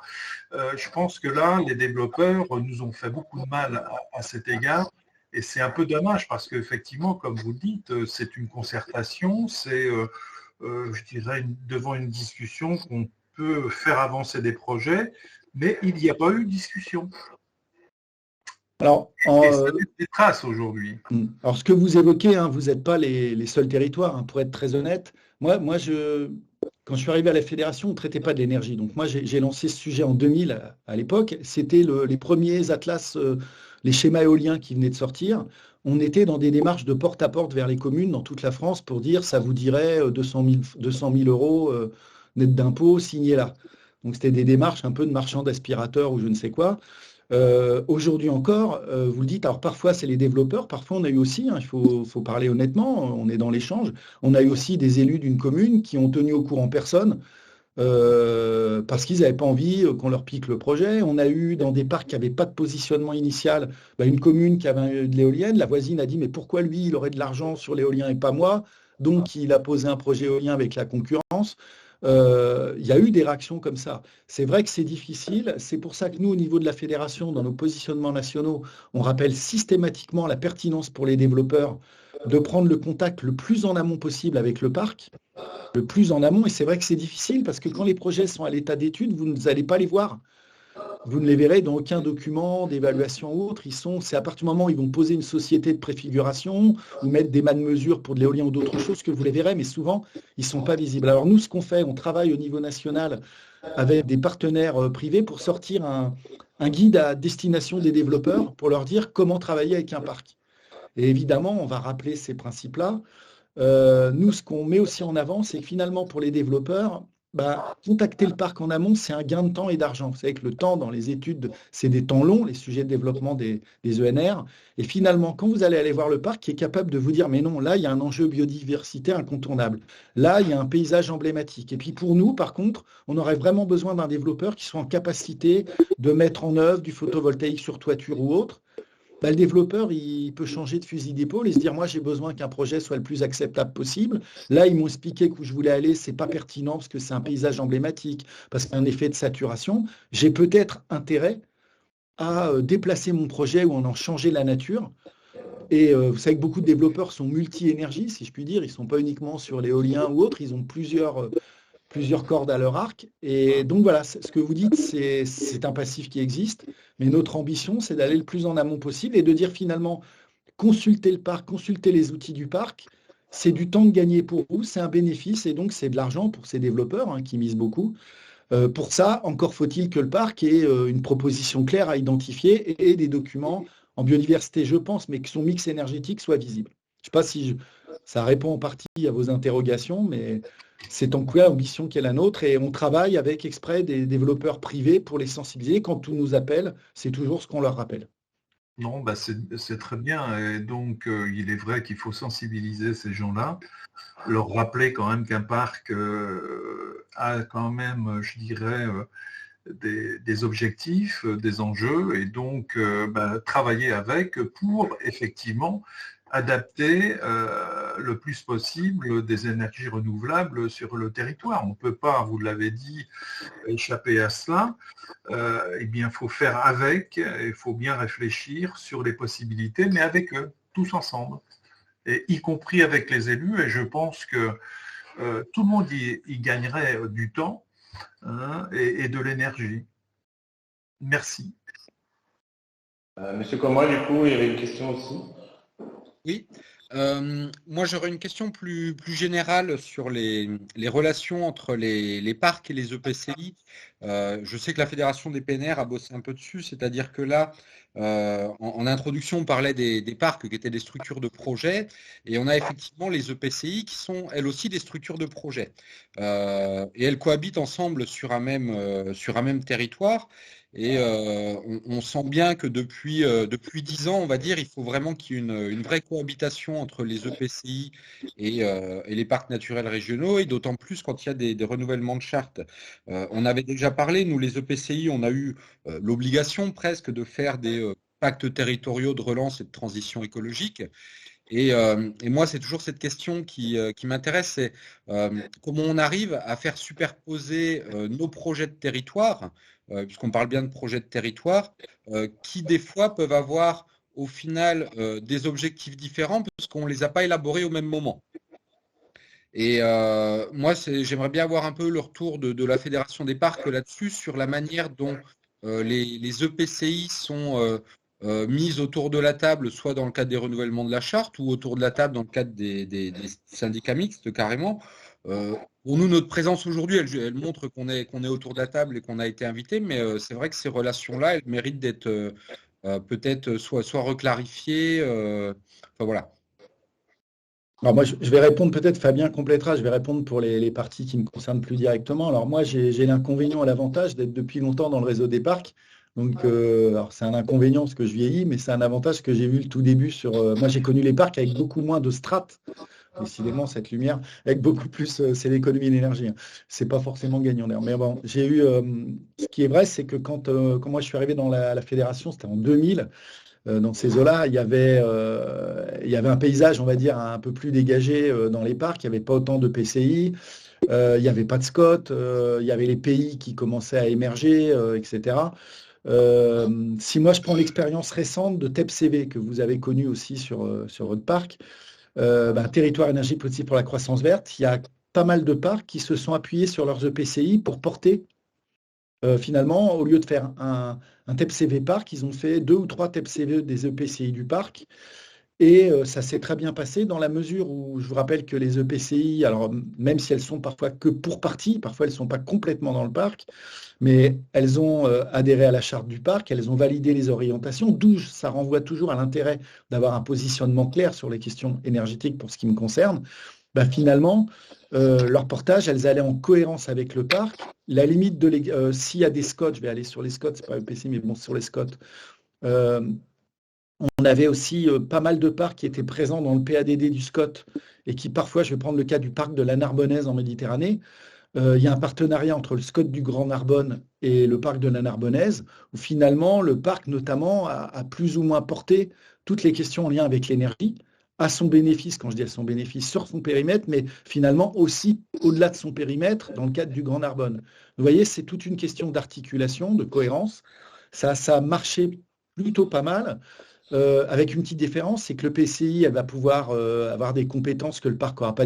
C'est pas que le parc est incompétent, je parle de compétences réglementaires, mais en règle générale, ça s'articule pas mal. La difficulté qu'il y a parfois, alors j'évoquais tout à l'heure des développeurs qui disent pas, on a parfois des petits paradoxes où vous avez des élus qui, au sein du parc, ont adopté une note de positionnement sur telle ou telle énergie, défini des zones emblématiques, et puis, quand ils sont dans le SCOT ou autre, vont valider un projet éolien qui est en plein dans la zone qu'ils avaient définie au nom du parc comme étant une zone où l'éolien n'était pas forcément souhaitable.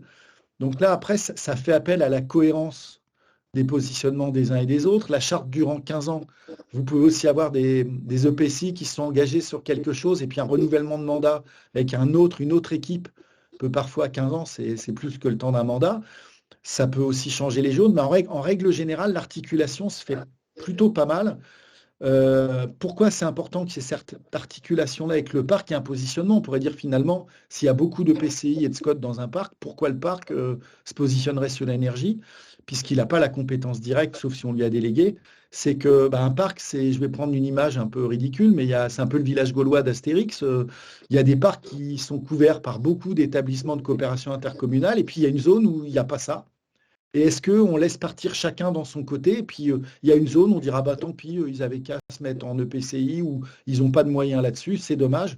Il y a quand même cette idée que même si chaque EPCI peut avoir son caractère spécifique, la charte du parc, elle sert aussi à faire qu'on ait un projet de territoire cohérent. Donc voilà, moi, je n'y vois pas forcément d'opposition. Ça peut être parfois une force qu'un EPCI soit engagé fortement sur un sujet.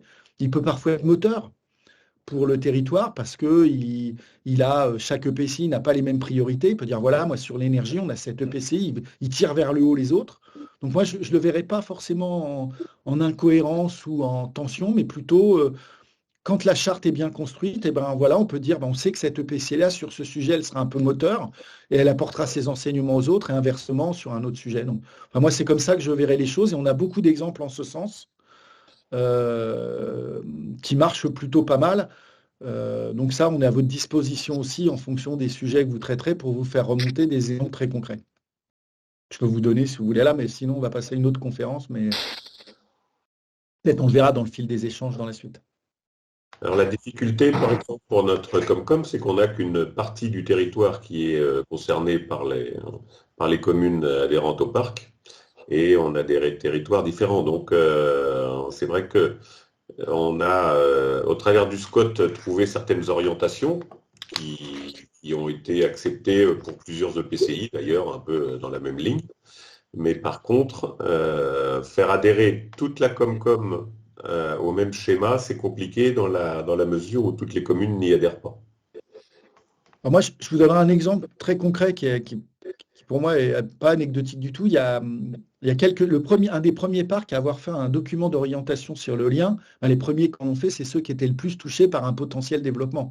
Donc, dès qu'il y a eu les schémas de potentialité éolienne, il y a des parcs comme la Narbonnaise, qui en avait déjà avant d'être parc, ou Cap et Marais d'Opale, qui étaient des zones avec un potentiel incroyable. Donc, tous les développeurs de la Terre voulaient poser des éoliennes dans le parc. Et ils ont fait un document, un schéma d'orientation avec des cartes à enjeux, avec des enjeux réglementaires, des enjeux de zones sensibles ou emblématiques. Et ce qui est paradoxal, c'est que les communes qui n'étaient pas adhérentes, en fait, ont repris et ont mis en œuvre, avant même les communes du parc, les préconisations que le parc avait pu faire. C'est-à-dire qu'elles l'ont retraduite, si vous voulez, à l'échelle de leur périmètre, mais elles ont repris tous les principes fondateurs. N'oublions pas qu'un parc, il a aussi structurellement une mission de transfert et d'expérimentation. Et on a beaucoup, si je prends un autre parc, le parc du Pilat, il a été moteur il y a quelques années sur le développement des réseaux de chaleur, des réseaux de chaleur bois énergie et du bois déchiqueté. En fait, toutes ces méthodes ont été reprises dans c'était le syndicat des énergies de la Loire qui les accompagnait. On a retrouvé ça dans tout le département, alors qu'à la base, ça avait été testé sur le parc. Donc, moi, j'y vois pas forcément une fatalité. Après, comme je vous le dis, là, je ne vais pas vous faire Walt Disney. Il y a aussi des cas, comme vous le dites, où vous pouvez avoir d'énormes contradictions. Et je vous le dis, ça peut être parfois même dans le périmètre du parc, où un SCOT porté par des communes adhérentes va prendre des décisions qui sont pas exactement celles retenues. Et n'oublions pas qu'un SCOT doit retenir les mesures pertinentes de la charte. Alors, qu'est-ce qui est pertinent, qu'est-ce qui ne l'est pas, c'est compliqué. Mais voilà, après, moi, je me dis que quand on construit une charte en somme, comme vous faites en ce moment, vous avez l'avantage en démarrage de charte et en fin de finalisation de charte pour vous, de pouvoir vous mettre tous d'accord. C'est plus dur, comme je vous le disais, peut-être à mi-parcours, quand d'autres élus sont arrivés ou qu'il y a eu des tensions. Mais là, vous avez justement tout loisir de construire votre projet ensemble. Donc, ce risque potentiel, vous pouvez le traduire dans votre charte aussi. Merci. Je me permets je ne sais pas s'il y a d'autres questions, mais on va avancer un petit peu, parce que je crois que M. Rolla attend un petit peu plus longtemps finalement dans le planning, on a un peu dépassé. Du coup, je vous propose de passer au dernier échange, du coup, sur un focus sur une société d'économie mixte que vous connaissez, je pense, pour la plupart des élus locaux notamment, donc pour la SAM Énergie. Du coup, je laisse la parole à Guillaume Rolla. Merci tout d'abord, je voulais vous remercier de l'invitation qui m'a été faite pour vous présenter un peu l'outil SEM, et puis plus précisément la SEM Énergie. Donc nous, on est basé à Troyes, et ce qu'on a pu développer au fil des années, et faire ensuite une petite présentation sur le parc photovoltaïque qui est en fonctionnement depuis 2019 sur la commune de Lassicourt, donc au sein c'est la suivante, s'il vous plaît. Vous pouvez passer, s'il vous plaît. Voilà. Donc l'outil SEM, SEM, c'est Société d'économie mixte. Ça veut dire tout simplement que c'est un regroupement entre des acteurs publics et des acteurs privés. Donc c'est une société anonyme de droit privé. Et la part du public doit être comprise entre 51% et 85%. Les SEM en France travaillent dans différents secteurs d'activité. On en a recensé 870 actuellement. Donc ça peut travailler dans différents secteurs d'activité, que ce soit le tourisme, l'aménagement, le développement économique ou ce qui nous concerne, tout ce qui va être environnement et énergie. Il faut savoir que les SEM sont des entreprises donc, au service des collectivités locales, des territoires et des habitants, et ils ont vocation à satisfaire l'intérêt général et à privilégier notamment les ressources locales. Donc ça, c'est pour la partie SEM, donc qui est un regroupement d'actionnaires publics et privés. Et je vous ai fait un petit focus sur l'ASPL, qui est une société publique locale, également de droit privé, mais qui, différenciation par rapport à la SEM, a un actionnariat 100% public. L'objet de la SPL doit être recouvert par les compétences de ses actionnaires. Et en revanche, la SPL ne peut travailler que sur le seul territoire physique de ses actionnaires et ne peut exercer ses activités que pour le compte exclusif de ses actionnaires, alors que la SEM a une plus grande liberté. Je vais vous faire un petit suivant, s'il vous plaît.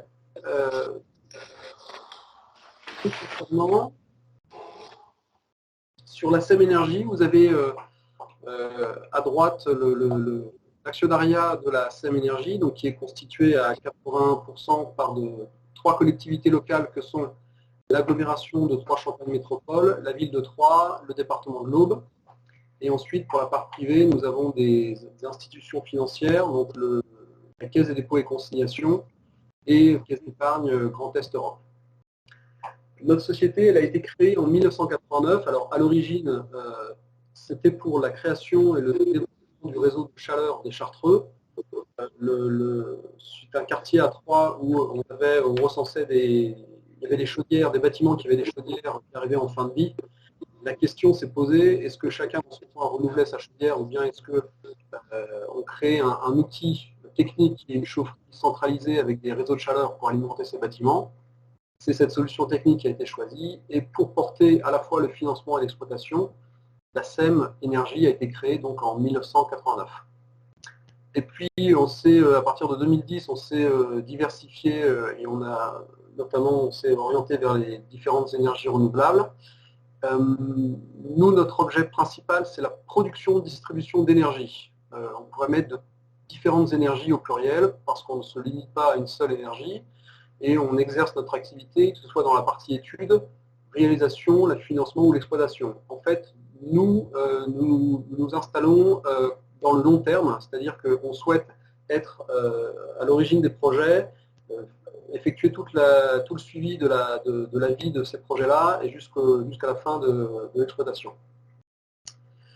Donc nous pouvons répondre à des appels d'offres de collectivités. On peut également porter en propre des équipements, donc ça, ce qui va être le cas sur une chaufferie biomasse. Et la particularité des SEM, à contrario des SPL, c'est que nous avons la possibilité de participer à des sociétés type SAS, donc des filiales, ou prendre des participations dans des sociétés pour des projets. Généralement, c'est ce que l'on fait lorsque l'on participe à des projets qui nécessitent des très très forts capitaux, donc plusieurs millions d'euros d'investissement, et auquel cas on travaille avec d'autres partenaires pour développer ce type de projet. Nous avons la possibilité de travailler pour d'autres collectivités que nos actionnaires. Donc, on a déjà le cas avec un établissement public et une commune qui ne sont pas actionnaires de la SEM. Et on n'a pas de limitation géographique. En revanche, on souhaite quand même conserver une cohérence, c'est-à-dire que nos actionnaires, Ville de Troyes, Aglo, département de l'Aube, on souhaite quand même conserver une cohérence et ne pas aller au-delà. On va essayer d'éviter de travailler au-delà de ce territoire.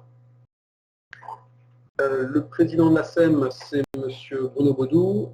Et concernant la gouvernance, donc nous avons une assemblée générale des actionnaires, donc un représentant par actionnaire, et nous avons un conseil d'administration, donc ça c'est défini dans nos statuts. Donc nous avons un conseil qui comprend 13 personnes, à la fois des représentants des collectivités et des représentants des établissements, des autres actionnaires. Le conseil d'administration, en fait, c'est lui qui détermine les orientations et la politique générale de la SEM Énergie, c'est-à-dire que c'est lui qui va décider si on va investir, travailler dans tel ou tel domaine et sur tel ou tel territoire. Donc sur ces 13 personnes, 13 élus, en fait, ils ont un peu la feuille de route de leur collectivité adhérente qui leur dit effectivement ce vers quoi nous allons travailler. Donc dans quoi on travaille? Donc on a le petit schéma derrière, on a un peu plus de photos derrière, ce sera peut-être un peu plus parlant, là on peut passer rapidement. En fait, nous avons une chaufferie biomasse qui se trouve à Rosières près de Troyes et qui va alimenter le réseau de chaleur des Chartreux. C'est une chaufferie qui est alimentée par du bois et de la paille. Donc on est la seule en France. Et donc cette chaufferie est propriété de la SEM Énergie. Nous avons exploité 2 réseaux de chaleur qui sont sur l'agglomération troyenne. Vous avez sur le sud de l'agglo, Chartreux, et sur le nord, sur la chapelle Saint-Luc-les-Eaux près de Troyes. Ensuite, si on peut passer, on a depuis 2010, donc je vous disais, on a commencé à se développer vers d'autres énergies. Donc là, nous avons créé une société qui s'appelle L'Huître Énergie pour un parc éolien qui se trouve sur la commune de l'Huître. Donc on va chercher bien autant le nom de la société. Donc ça, on est au niveau du nord du département. Donc c'est un projet pour 6 turbines de 2 MW qui avait nécessité 22 millions d'euros d'investissement. Donc pour là, on a été accompagné notamment dans la SAS L'Huître Énergie par la Caisse des dépôts et consignations qui a été co-actionnaire avec nous pendant plusieurs années. Et le principe, quand on crée ces sociétés, la SEM Énergie, en fait, systématiquement réalise la gestion administrative et financière de cette société. Cette société, comme les autres que l'on crée, sont des sociétés qui n'ont pas de personnel. Donc elles délèguent la totalité de leurs prestations à différents partenaires. Et donc la SEM Énergie s'inscrit dans la gestion administrative financière de ce parc éolien. Ensuite, on a travaillé sur le photovoltaïque, si on va passer à la suivante, sous différentes formes.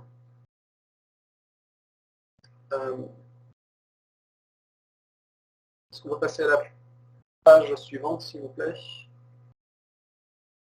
Voilà, donc là, je vous disais, on a travaillé avec la commune de Crenay, près de Troyes, et avec l'Institut Chanteloup, qui se trouve à Sainte-Savine.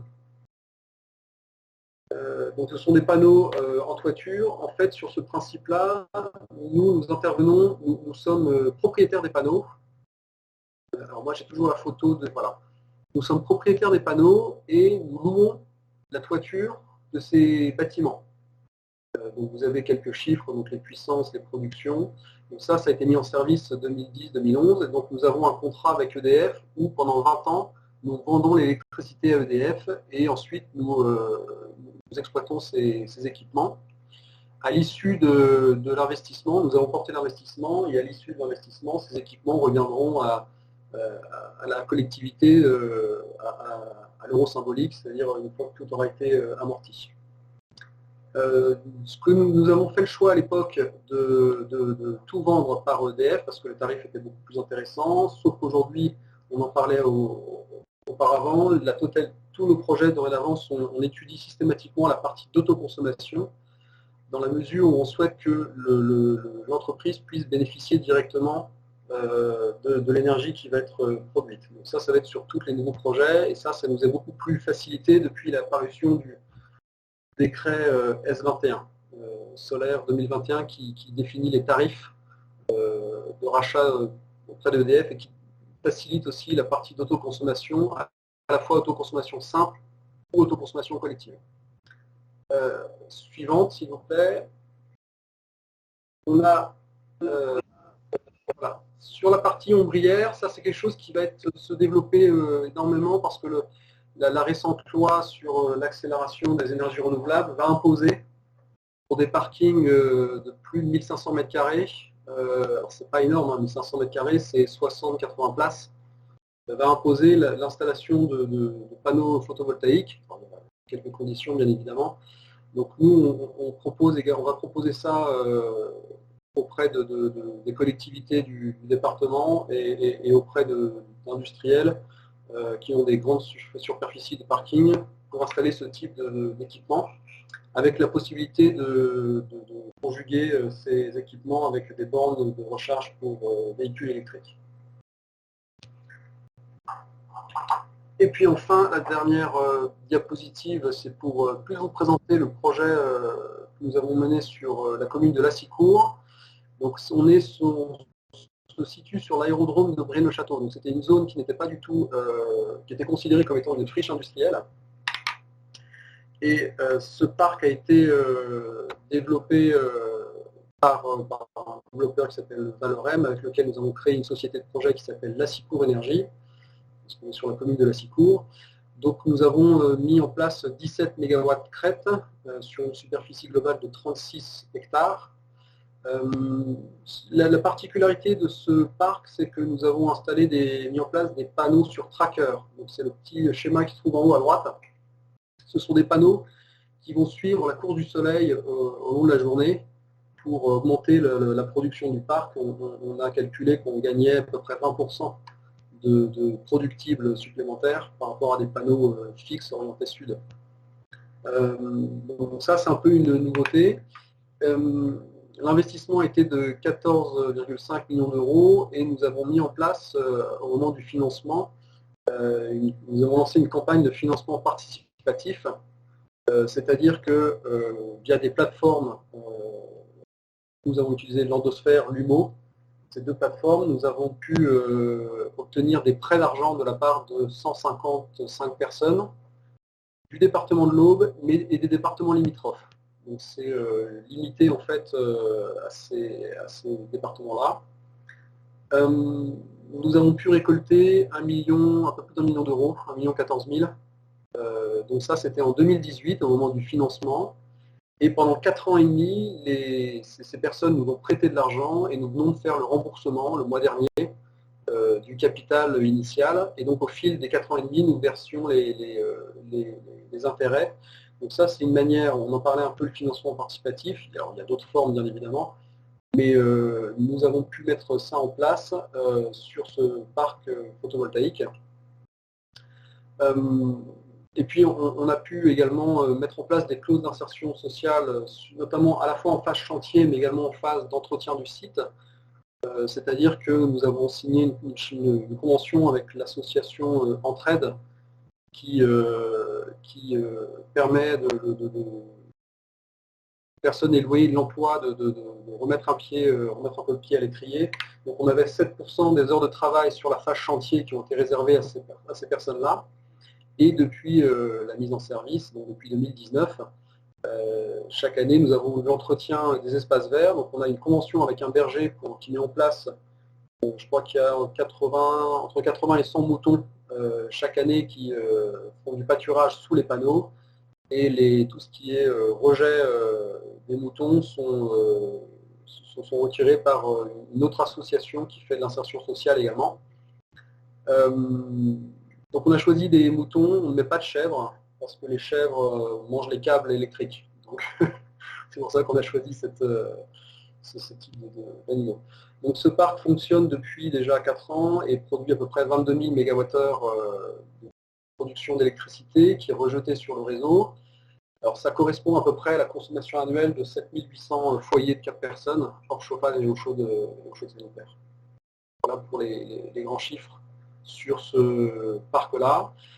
En termes de retombées fiscales notamment, donc nous versons un loyer aux propriétaires et également nous payons les cotisations, que ce soit la CVAE, la taxe foncière et l'IFER.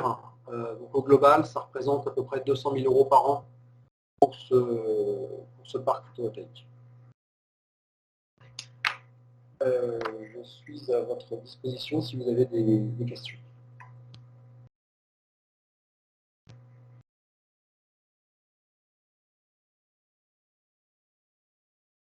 Merci Monsieur Rolla. Du coup, Madame Belty, vous avez une question. Ouais, enfin bon, ma question va sûrement vite tomber. Mince. Madame Belty, j'ai désactivé votre micro par erreur, je m'en excuse. Je suis désolé. Il y a de la censure. Oui, vous aviez indiqué que vous pouviez participer dans des projets SAS. La question, c'est avec quel minimum? Nous, on est parti sur une centrale villageoise en autoconsommation petite. Hein. Donc, c'est peut-être un projet, je ne sais pas, le premier investissement sera peut-être de l'ordre de 300 000 €. Donc, est-ce que vous rentrez dans ce genre de choses ou est-ce que, vu les chiffres que je viens de voir là, je me sens toute petite, donc j'ose à peine poser ma question. Alors, c'est vrai que faut quand même qu'il y ait un minimum. Alors, j'ai pas encore de minimum de participation. En fait, ce qui va nous déterminer, c'est notre part de financement. C'est-à-dire que si on a des projets, alors je vais dire petits, de quelques dizaines de milliers d'euros, toute proportion gardée, bien évidemment, de quelques dizaines de millions d'euros, nous pouvons réaliser ces travaux, ces investissements seuls. Si c'est des projets beaucoup plus importants, où ça se chiffre à plusieurs centaines de milliers d'euros, là, effectivement, on se posera la question de faire intervenir d'autres partenaires. Pour l'instant, on travaille soit avec des entreprises privées, mais depuis, je ne sais plus quelle année, la loi a permis aux collectivités de créer des SAS dans le domaine des énergies. Donc, on peut tout à fait travailler avec des collectivités sur ce type de projet.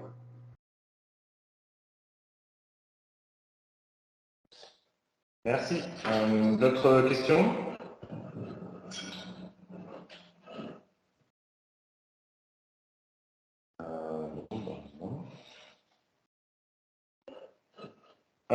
Écoutez, on a terminé les interventions des intervenants. On avait prévu un grand temps d'échange.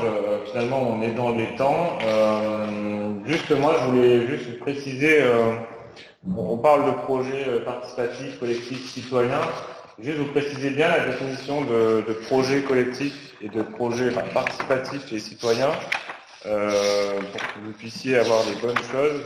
Un projet citoyen, c'est un projet qui a une gouvernance 100% publique, qui est géré par la collectivité. Et un projet participatif, c'est une gouvernance qui est majoritairement privée, avec une partie publique. Voilà, juste pour vous préciser les choses.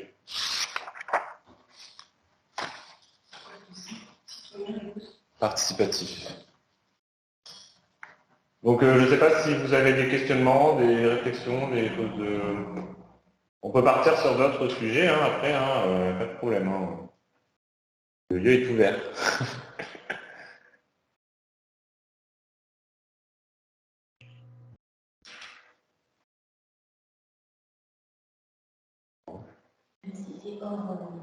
Oui, même si c'est hors énergie, je ne sais pas si c'est le jour où c'est noté. Je voudrais savoir si quel retour on peut avoir au niveau de la Fédé des parcs sur les méthaniseurs?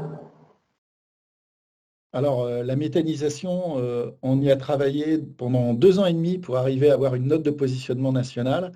On a un partenariat national avec GRT Gaz, donc qui est le transporteur du gaz. C'est pas, il possède pas directement les méthaniseurs. On a traité de ce sujet dans 3 commissions. La commission agriculture, notamment par rapport au digestat et à la gestion de ces digestia. On a travaillé avec la commission développement économique sur le modèle économique, et puis au sein de la commission urbanisme, paysage, climat, énergie, qui travaille sur les sujets qui concernent à la fois Fabien et moi-même pour la partie mission hors charte dont il anime, et moi pour les questions énergie.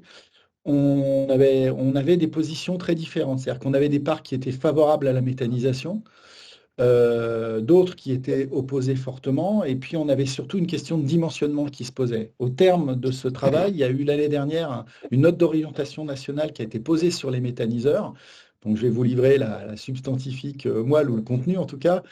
Elle a eu pour ambition, on en revient au classique, c'est-à-dire ce que vous avez dit tout à l'heure, l'agriculteur doit rester un agriculteur.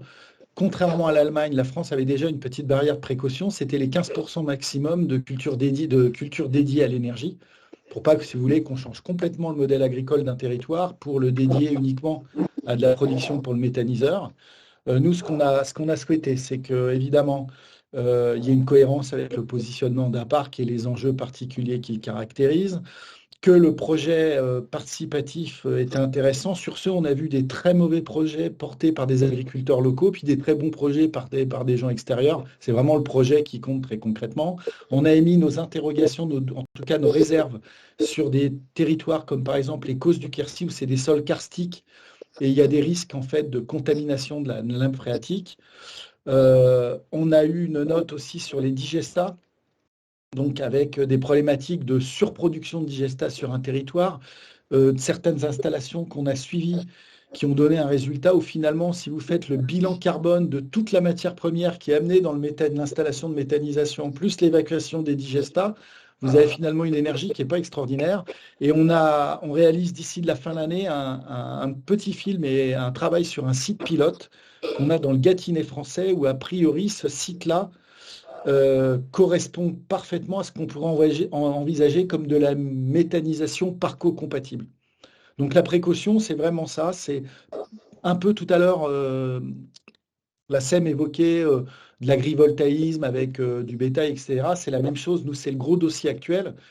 On a pris le principe qu'il n'y ait pas de substitution d'activité. On ne remplace pas une production existante par 3 chèvres sous un panneau. C'est l'agriculture qui est d'abord la première activité. Sur la méthanisation, c'est vraiment pas de changement avec des cultures 100% dédiées. Un examen un peu fort aussi sur les déclarations effectives, parce qu'on limite à 15%, mais dans la réalité, ce n'est pas toujours vérifié. On a des changements de pratique. Une participation, une appétence pour des projets où les citoyens, les habitants peuvent participer, ou en tout cas des démarches collectives d'agriculteurs, et une réflexion très poussée en amont sur le devenir des digestats et avoir des méthaniseurs qui soient proportionnés, et puis un travail d'évaluation des impacts indirects sur les infrastructures routières. Contrairement à ce qu'on pensait, la question de l'odeur, souvent les gens craignaient qu'il y ait des problématiques d'odeur, c'est venu très minoritaire par rapport aux dégâts sur les infrastructures et aux impacts des digestats.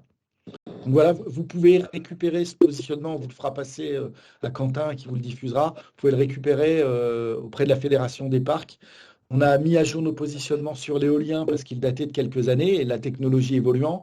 On a récemment mis à jour le positionnement sur le photovoltaïque dans toutes ses dimensions. J'ai parlé d'agrivoltaïsme, on pourrait parler de solaire flottant dans un territoire comme le vôtre, qui a des espaces où on pourrait implanter éventuellement ça, où on a pas mal de réticences pour l'instant, notamment par faute de retour sur les impacts. Même si on a travaillé avec la LPO et l'OFB, on a des manques d'informations sur les impacts sur les milieux du photovoltaïque flottant.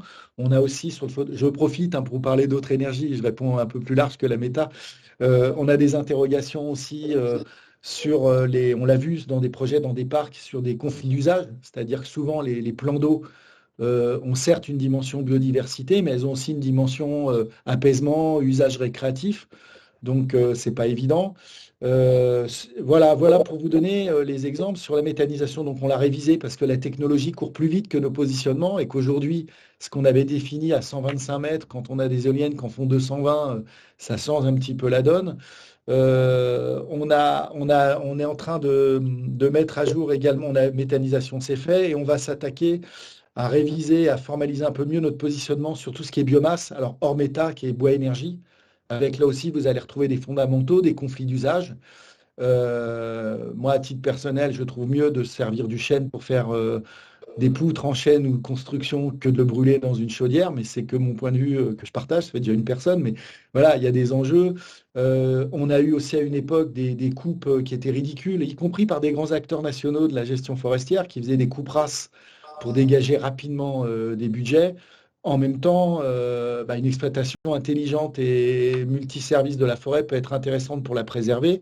Je vous rappelle qu'on a traversé une période d'incendie récente qui amène aussi à toute une réflexion sur les systèmes forestiers. Puis on a par exemple pas mal de réserves aussi sur certains biomasses qui arrivent, par exemple le miscanthus qui est en train d'exploser. Et nous, on a quand même l'ambition en termes de biodiversité dans les parcs de ne pas forcément faire venir des espèces exogènes au titre qu'elles ont une rotation courte et peuvent produire du kilowattheure à des coûts moins. Donc, ça renvoie toujours à cette question, comme la méthanisation, à toujours croiser le développement des énergies. Ça pourrait être, je pense, la question que pourrait se poser aussi la SEM. Sur un parc, on a peut-être pas des obligations, mais en tout cas des enjeux à prendre en compte. Et l'intérêt, c'est que si vous arrivez à bien faire les choses sur un parc, ça sera bénéfique pour vos projets hors parc. Personne ne vous engueulera d'être plus attentif à la biodiversité, au modèle économique local, si vous le faites hors parc. Donc voilà. Mais donc ce positionnement, vous en serez destinataire. Et puis je vous dis, d'ici normalement 2-3 mois, on aura un petit film de 3-4 minutes. On a une collection à la Fédération qui s'appelle Inventer demain et qui traite de plein de sujets. Ça va de l'urbanisme, en passant par carbone et forêt, en passant par plein de choses. Et c'est des films qui durent 3 minutes parce que ça permet de lancer les débats. C'est des films qui sont courts volontairement et qui partent systématiquement d'exemples concrets. Parce que je pense qu'en tant qu'élu et que participant, ce dont vous avez besoin aussi, c'est de beaucoup d'exemples effectifs et des retours d'expérience. Donc voilà, d'ici l'été ou peut-être en tout cas la rentrée, on aura quelque chose sur la méthanisation à votre disposition. Je ne sais pas si ça répond à votre questionnement, mais c'est ce que je peux vous dire en tout cas de manière rapide. Je crois que Guillaume Rollin voulait rebondir sur la méthanisation, je crois. C'était juste sur le parc photovoltaïque de Lassicourt. On n'est pas du tout dans une zone agrivoltaïsme parce qu'on est sur en fait, c'était l'ancien aérodrome de Photon qui était géré dans les années, je ne sais plus lesquelles, 70 par les Américains. Donc c'était vraiment une friche industrielle. Et en revanche, c'est vrai qu'on est très vigilant sur tout ce qui va être zone d'implantation, donc sur toutes les parcelles agricoles. Et ça, c'est un peu un atout d'une SEM, c'est-à-dire qu'elle peut avoir un regard un peu plus mesuré, notamment via ses élus qui sont au conseil d'administration de la SEM, sur des zones qui peuvent être un peu difficiles, comme par exemple des terres agricoles, ou alors un peu plus au sud, chez nous, c'est tout ce qui va être vignoble, etc. Et donc la visibilité de certaines exploitations avec des régions. Donc le fait d'avoir une scène, c'est-à-dire qu'on ne fait pas n'importe quoi. C'est un peu ça le point que je voulais mettre en avant. Et pour revenir vers vous, juste, je vous ai parlé tout à l'heure de la Grande Fosse et du projet éolien maîtrisé. C'est une SEM qu'ils ont mis en place, donc ça fait écho un peu à la démarche que vous évoquez. Et puis pour les SAS et l'actionnariat des collectivités, je crois que c'est autour de 2014-2013, c'était du temps de Fleur Pellerin, qui avait publié effectivement un texte qui avait modifié, qui disait que quand des SAS, des sociétés par action simplifiées, traitaient des questions d'énergie, elles pouvaient effectivement accueillir des collectivités. Et jusqu'alors, c'était plus compliqué. Il n'y avait que les SIC qui pouvaient porter des collectivités. Et souvent, c'est un modèle un peu plus compliqué, qui est intéressant et qu'on porte les deux. Mais voilà, ça pouvait être un peu complexe. Et donc, c'est 2014 dans ces eaux-là, la modification. Et pour mémoire, pour vous tous, il y a le numéro sur la revue Parc qui est sorti le mois dernier ou ce mois-ci, qui est dédié aux questions d'énergie et de parc. Donc, normalement, vous en recevrez au sein du parc. Je ne sais plus si elle est téléchargeable en ligne. Il y a un dossier consacré à l'énergie pour rester dans l'esprit de cet échange d'aujourd'hui. Moi, je vais devoir vous quitter parce que j'ai une réunion qui commence. Je suis un peu en retard. Si je peux me permettre, je vous remercie en tout cas pour d'abord Quentin, les organisateurs, pour la qualité des présentations, pour vous être mobilisés, vous, en tant qu'élu, sur ce sujet. Et vraiment, si je peux insister, Yann aussi, dans beaucoup de parcs, il y a un élu ou une élue référente énergie. C'est vraiment un sujet que vous devez vraiment intégrer dans votre charte parce que c'est un sujet qui retombe sur tous les sens. Vous avez vu l'actualité actuelle. Nous, pour clore, on conduit à la Fédération un travail sur la précarité énergétique et la vulnérabilité des collectivités et des entreprises. On vient de signer une convention avec la Banque des Territoires sur Prioréno, qui est un outil d'aide. On va travailler avec Acté, avec la FNCCR. Ce sujet-là va vous suivre, à mon avis, dans les 15 ans qui viennent, si je peux me permettre. Donc, il est vraiment intéressant que vous soyez lisible sur ce sujet-là. Ça sera mon mot qui manque d'objectivité, sans doute. Mais ça sera mon mot de la fin avant de vous laisser, de vous remercier en tout cas pour le temps que vous avez pris sur ce sujet, en vous souhaitant bonne révision de charte et avec, j'espère, le plaisir de lire beaucoup d'orientations intéressantes sur l'énergie dedans. Merci beaucoup, Philippe. Merci, monsieur Miquel. Je crois qu'on a fait le tour. Il y a d'autres questionnements, Ça a été répondu. C'est la réponse. Écoutez, je vous remercie pour ces échanges. Je remercie les intervenants. Je pense qu'on va s'appuyer sur ce qui s'est dit et déjà sur le document de travail pour notre prochaine, pour l'Assemblée Générale qui est prévue le 16 mai. Donc merci aussi aux élus présents. N'hésitez pas à parler de l'Assemblée Générale, même si je pense que Quentin enverra des invitations. Quentin, est-ce qu'on pourra prendre des extraits des interventions? Oh oui, ce sera possible, oui, pourquoi pas, oui. Je pense qu'on fera ça. Je ne sais pas si vous avez quelque chose à rajouter déjà aujourd'hui. Quentin, vous pouvez nous envoyer le document là, de présentation à tout le monde? Bien sûr, oui, je vous enverrai le document qui a été présenté aujourd'hui et le lien pour diffuser la retransmission du webinaire. Oui, d'accord, merci. Écoutez, merci beaucoup. On se donne rendez-vous tout prochainement et puis pour les élus du parc, à demain. Très bien, merci pour la présentation. Merci à vous. Merci, bonsoir. Au revoir. Au revoir. Bonne soirée. Merci, au revoir.